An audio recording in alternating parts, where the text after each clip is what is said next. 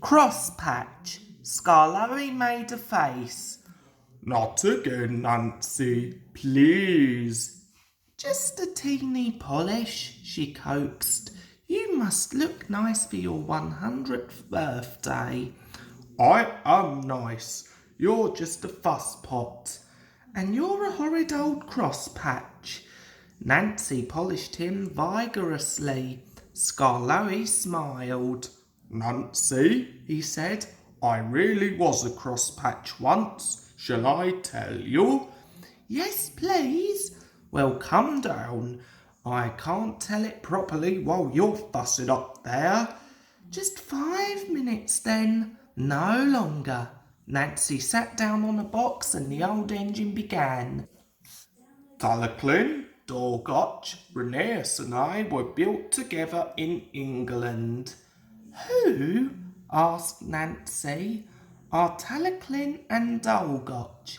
Talaclin is my twin, Dorgotch is Rheneas's. Their railway is at Tywyn in Wales. And they're 102. They were green and we were red. Talaclin and I had 4 wheels then and no cab. We thought we were wonderful and talked about how splendid we'd look pulling coaches. What about trucks? Asked Nancy. Scarlowy chuckled. We had no use for them, he said. I was finished first and sent away on a ship. I didn't like that. It wobbled dreadfully.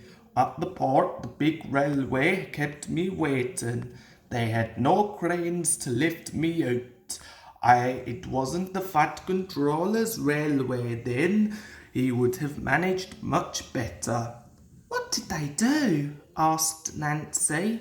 They used the ship's derricks. They nearly turned me upside down, said Scarlowy indignantly, and left me hanging while they arranged the truck. You must have looked funny, gurgled Nancy. Yes, and I felt it too. I got grosser and grosser. They fastened me to the truck at last, and an engine took me away. His name was Neil. He was ugly but kind, and we were soon friends. So you're bound for the wee railway, he said. You must put some order into those trucks. The havers they make, you'd hardly believe. I didn't like the sound of that, but I was too tired to say anything. Plenty of people were waiting when we got there, but they weren't used to engines, and it was dark before I was on my rails. Then they left me lonely and unhappy, and wishing Rheneas would come. Trucks were everywhere next morning. Suddenly, with a rattle and a roar, a train of loaded ones came in. I was surprised. There's no engine, I said. A workman laughed. They've come down by gravity, he said. The empty ones need pulling up, though. That's why you've come. But can't they go up by whatever it was you said? Gravity only brings things down. We need horses or engines like you to hold them up. What? Have I to build trucks? Of course. I won't. I want coaches. He just laughed and walked away. Soon Mr. Mag, the manager, arrived with some men. He showed them my parts from a book. We're going to steam you, Scarlowy, he said. Can I pull coaches, sir? No, certainly not. I gave him such a look.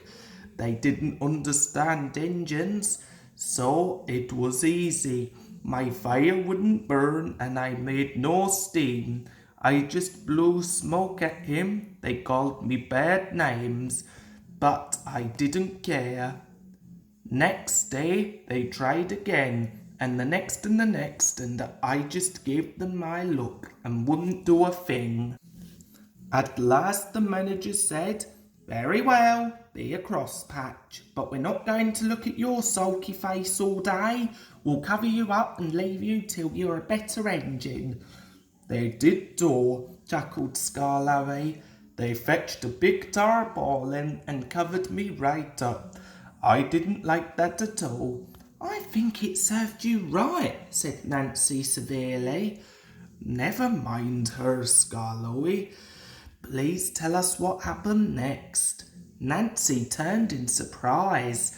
A group of people had quietly come up to listen while Scarlowy was telling her his story.